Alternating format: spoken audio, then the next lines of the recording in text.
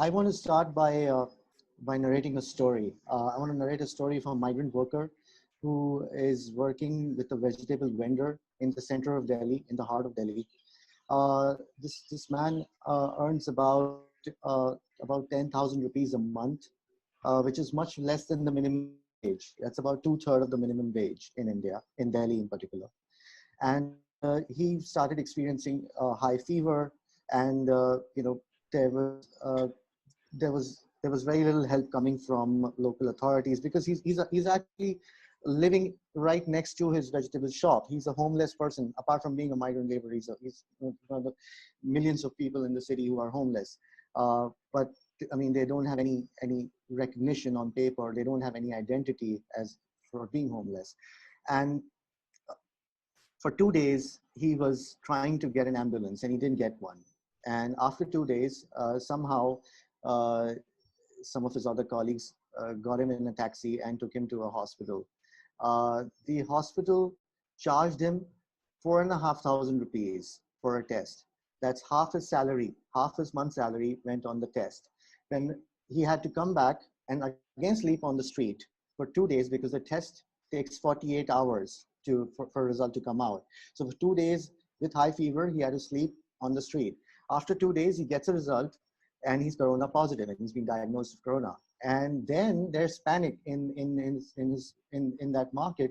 And the next thing is that 4 of his other colleagues also went to get themselves tested. They were all feeling feverish.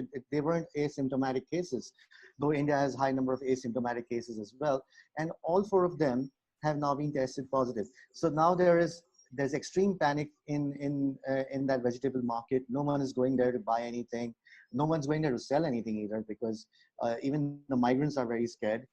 Migrant laborers are very scared of being diagnosed with corona, because the point over here is that people are scared of going to the hospitals, and this is the bigger challenge for us to understand. People hate going to the hospitals. They would rather stay out. They would rather go to a quack.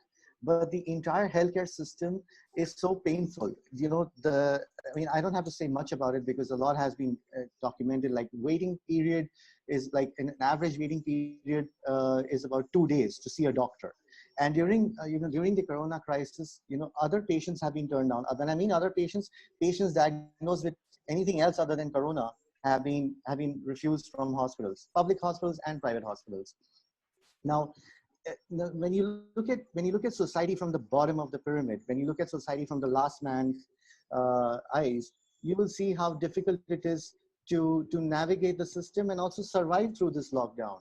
I mean, there are people who are at one stage who are unemployed, who are laid off, who can't find a daily wage. They are very restless to either get back to their homes in the villages so that they have some foods, there's something to eat, or else, start working again. Neither of it is happening right now, because the borders are sealed. And the point that I'm trying to come to is that while we may not be testing patients, and our number of corona patients is far less compared to America in terms of population, I still feel that the population in India is under far more distress than anywhere else in the world. I feel that the unrest and the suffering is something that we will have to find new indexes and new means to measure.